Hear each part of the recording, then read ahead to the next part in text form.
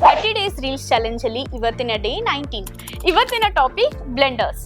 ಈ ಬ್ಲೆಂಡರ್ಸ್ ಅನ್ನ ಯಾವ ರೀತಿ ಚೂಸ್ ಮಾಡಬೇಕು ಅಂಡ್ ಯಾವ ರೀತಿ ಯೂಸ್ ಮಾಡಬೇಕು ಅಂತ ಹೇಳ್ಕೊಡ್ತೀವಿ ಈ ವಿಡಿಯೋದಲ್ಲಿ.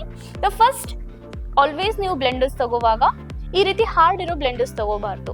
ಯಾಕೆ ತಗೋಬಾರ್ದು ಅಂತಂದ್ರೆ ನಿಮಗೆ ಬ್ಲೆಂಡಿಂಗ್ ಮಾಡೋದ್ರಲ್ಲಿ ಪ್ರಾಬ್ಲಮ್ ಆಗುತ್ತೆ ಅಂಡ್ ಮೇಕಪ್ ನಿಮ್ಮ ಸ್ಮೂತ್ ಆಗಿ ಹೋಗೋದಿಲ್ಲ. ಸೊ ಅದೇ ಒಂದು ಬ್ಲೆಂಡರ್ಸ್ ನೀವು ಈ ರೀತಿ ಸ್ಮೂತ್ ಅಂಡ್ ಸ್ಪಾಂಜಿ ತರ ಇದ್ರೆ ನಿಮ್ಮ ಮೇಕಪ್ ಫ್ಲಾಲೆಸ್ ಆಗಿ ಬರುತ್ತೆ.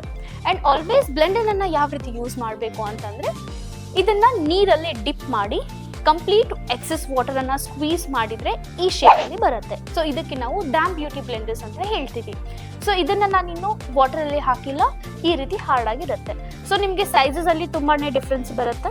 ಸೊ ವಿದೌಟ್ ವಾಟರ್ ಈ ಸೈಜ್ ಅಲ್ಲಿ ಇರುತ್ತೆ, ವಿತ್ ವಾಟರ್ ನಿಮಗೆ ಸ್ವಲ್ಪ ಜಾಸ್ತಿ ಸೈಜ್ ಅಲ್ಲಿ ಕಾಣಿಸುತ್ತೆ. ಅಂಡ್ ಆಲ್ವೇಸ್ ನಾನು ನಿಮಗೆ ಪ್ರಿಫರ್ ಮಾಡೋ ಬ್ಲೆಂಡರ್ಸ್ ಏನಂತಂದ್ರೆ go with a brands. So ನಿಮ್ಮ ಕಾಸ್ಮೆಟಿಕ್ಸ್ ಅಲ್ಲಿ ಎಲ್ಲ ಬ್ರ್ಯಾಂಡ್ಸ್ ಇರುತ್ತೆ, ಸೇಮ್ ಥಿಂಗ್. ನೀವು go with a forever 52, PSC is also good. And this is from beautilations. ಇದು ತುಂಬಾ ಚೆನ್ನಾಗಿರೋ blender and I really love.